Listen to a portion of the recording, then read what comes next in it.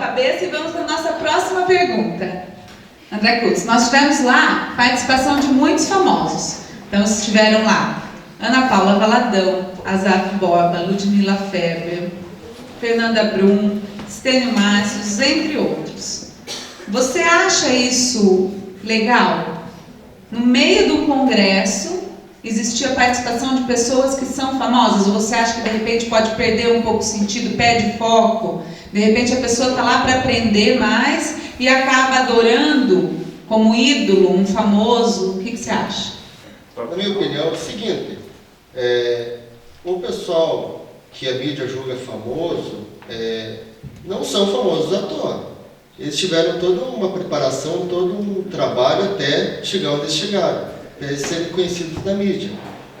Por um lado é importante, por causa que eles podem compartilhar todas as experiências onde deu certo e onde não deu certo. Mas por outro lado é complicado pelo seguinte, que são, vamos julgar, estrelas no meio do pessoal, e todo mundo vai correr atrás deles, vai levar como eles o foco, mas na verdade eles não são o foco. O foco é o desenvolvimento de ministérios. Josi, vou perguntar para você agora. Quando a gente sai assim de um ambiente, de uma igreja grande como essa, capacidade de 6.000 pessoas dentro do templo, onde a gente, assim, pelo menos aos olhos de quem está assistindo, tudo funciona muito perfeitamente. A gente sabe que isso não existe, né? Tudo funcionar perfeitamente. Claro que existem falhas. Mas você sai de uma visão dessa. Como que é aplicar o que você aprendeu lá, nessa realidade, você trazer para a tua realidade aqui, de Guarapuava, né, da nossa igreja, ou de outras cidades menores ainda que tiveram lá e que voltaram para fazer. Como é que é aplicar isso quando chega na realidade da sua cidade?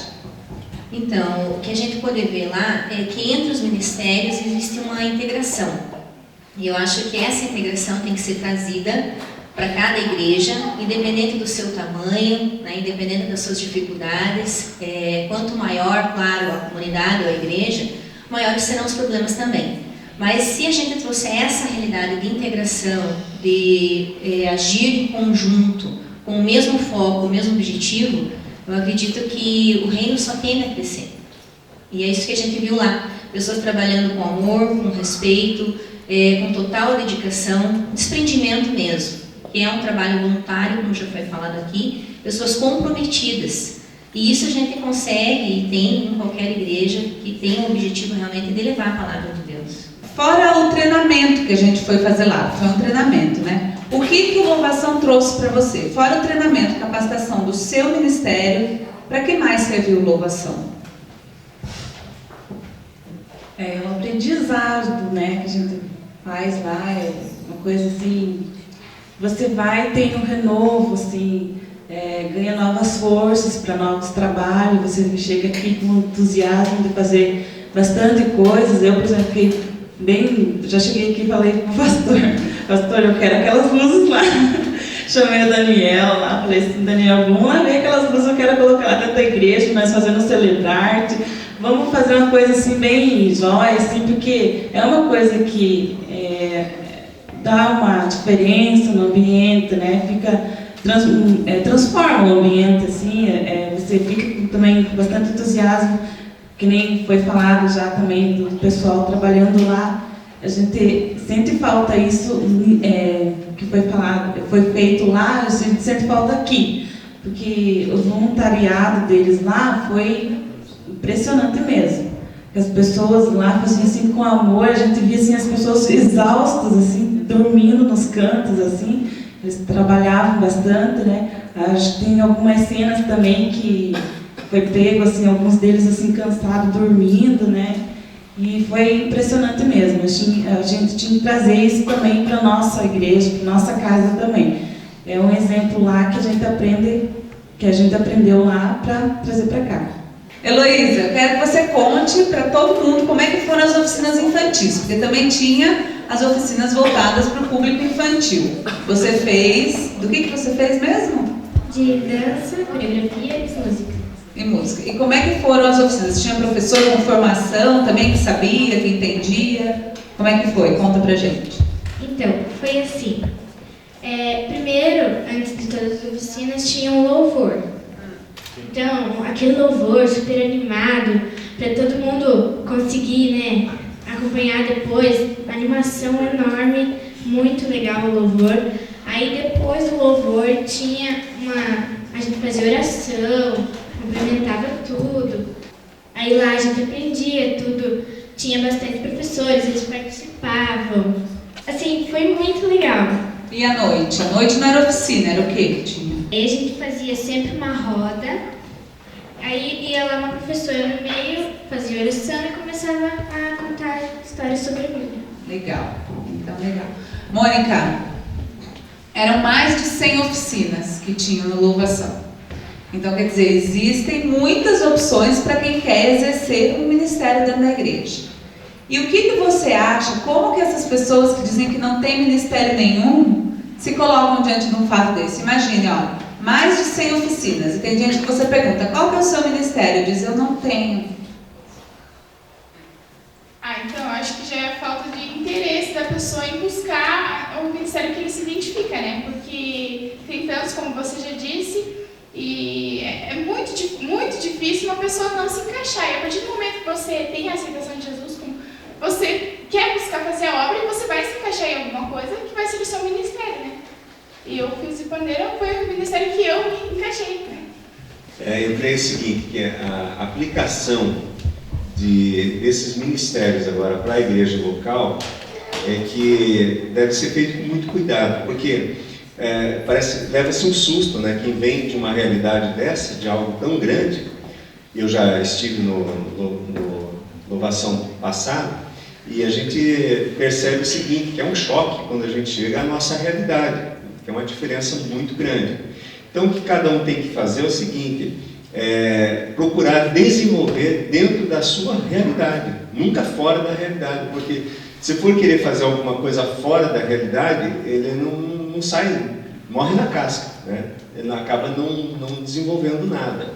Mas tudo aquilo que começa pequeno, dentro da sua própria realidade, mas com aquilo que já foi colocado aqui, com empenho, com dedicação, com vontade realmente de pagar o preço, de que isso se torne um dia grande, a tendência é crescer e se estruturar como realmente um ministério grande dentro da igreja.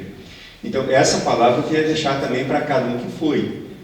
Não deixa morrer o desejo, né, de servir a Deus naquilo que você foi chamado, mas também tenha cuidado agora para não se empolgar além da conta e de repente se decepcionar, porque o dia a dia a gente sabe, todo ministério é uma coisa que requer muito da pessoa. Tanto é que a Bíblia diz, aquele que se dedica ao ministério, dedique-se ao ministério, é uma dedicação. A palavra já diz, é uma dedicação, eu tenho que servir, mas saber que eu vou me dedicar a isso, né? Então, é muito importante que cada um que veio agora não deixe morrer esse despertamento que aconteceu lá, mas tenha assim sabedoria para aplicar isso no dia a dia da vida da sua igreja agora, onde Deus te chamou, mas não deixe morrer isso. Desenvolva e impulsione outros também a trabalhar nos ministérios. Complementando o que o pastor falou, no fórum que foi feito, que eu participei, né? O pastor presidente da Igreja Batista lá foi quem ministrou o fórum, e ele deixou bem claro de que ele trabalha com todos os ministérios dentro da igreja lá, e se cada ministério, o objetivo não for trazer pessoas para Cristo, o ministério é encerrado, eles acabam com o trabalho. Então a gente vê que, por mais que seja um ministério que você diga assim, não, mas eu não vou tratar direto com pessoas, mas o objetivo final tem que ser você levar Jesus, levar para que outras pessoas conheçam a Cristo. Abimael. Muito bem. Abimael. Então, no ministério o que é mais importante? A vontade de fazer ou saber fazer? Eu acho que as duas coisas precisam andar muito próximas uma da outra. O saber fazer, óbvio, ninguém vai poder tocar um violão se não sabe fazer uma nota no violão. A outra é você ter um mínimo de conhecimento, por exemplo, quem vai lutar com o ministério, tem que ter um mínimo de conhecimento da palavra de Deus, né? da estrutura da igreja, né, de como ela funciona, né, para que, de fato, as duas coisas possam andar juntas. O saber fazer, né, a vontade. Às vezes a pessoa tem muita vontade de cantar, mas a voz dela é horrível. Né? Você dá uma risada, mas é verdade. Então não é bem assim. As pessoas dizem que eu quero cantar lá porque eu senti no coração de cantar. Mas às vezes não tem voz para cantar. E o ministério dela é de orar, por exemplo. É um ministério que aparece menos, não está em evidência. Então, o que tem acontecido nos últimos tempos na igreja, de um modo geral, é que as pessoas querem, às vezes, participar de ministérios onde que eles estejam em evidência. E é por isso que, muitas vezes, as pessoas se frustram porque elas não se acham. Mas, às vezes, o ministério dela, eu falei de oração, mas tem o ministério da misericórdia, por exemplo. Já pensaram nisso? O ministério da misericórdia é você ter misericórdia dos outros. É você ir atender aquele que precisa. É você fazer aquilo que as pessoas, muita gente, às vezes, não consegue fazer. Ok? Então, ministério é muito abrangente. Se você pensar em ministério de adoração, por exemplo, que é o ministério entre o ministério de louvor, coral, quarteto, pandeiros que nós temos aqui, nós vamos ver que há uma diversidade e há a possibilidade de todo mundo participar até desses ministérios. No ministério de louvor, por exemplo, no ministério da adoração da igreja, nós temos a mesa de som, que ficam lá. Ninguém quase vê. Só eles são evidenciados muitas vezes quando falam no microfone, não é, Jonas? Vem aqui, Jonas, pra gente conhecer. Vem aqui. Vem aqui, Jonas. Mas de fato acontece isso, porque são pessoas que ficam atrás da Você também agora. Agora eu estava atrás lá, né? Mas são pessoas que são evidenciadas na hora que acontece uma coisa errada. Mas quando está acontecendo, está certo, às vezes as pessoas nem percebem. Mas sem eles, sem o pessoal que cuida lá da mesa, que fica lá atrás e tudo mais, não iria acontecer nada, como está acontecendo aqui. Se tivesse o Chico ali atrás da câmera, ou eu lá na outra, talvez o programa fosse com ar. Põe uma foto aí, tá, Chico? Vou ter que colocar uma foto. Percebe como é que é? Então, ele é muito abrangente quando se fala do ministério, porque, de fato, tem muitos lugares para as pessoas se encaixarem. Vai depender, como falou a Mônica, de você se achar no ministério.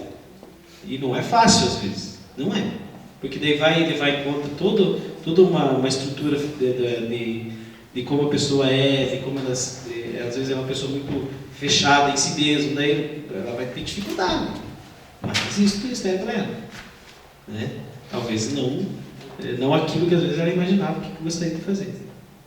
Ok? Então, nessa questão que você levantou, de se a pessoa às vezes querer e ela ir para o ministério, às vezes precisa passar por essa análise aí. Será que, para cantar tem condições? Às vezes não. Né?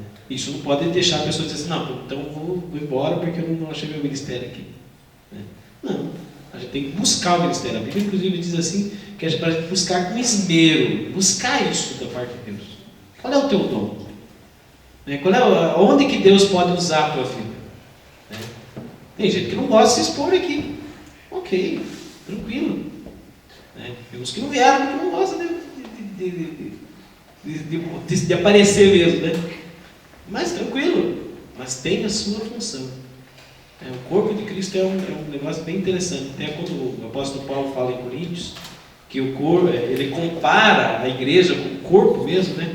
Ninguém pode ser. Já imaginou se toda a igreja fosse mão? Daí como é que ficaria em pé? Se todo mundo fosse olho, é exatamente isso que quando Paulo fala lá, quando fala do corpo de Cristo, faz exatamente o ministério, está falando de ministério. Cada um tem uma sua função. Um faz isso, o pastor prega, mas tem gente que prega também. Né? Mas é ele que é o responsável de pregar. O Biba toca, mas tem N pessoas na igreja que também tocam. Né? Percebe? Então, que há uma diversidade e que há espaço para todo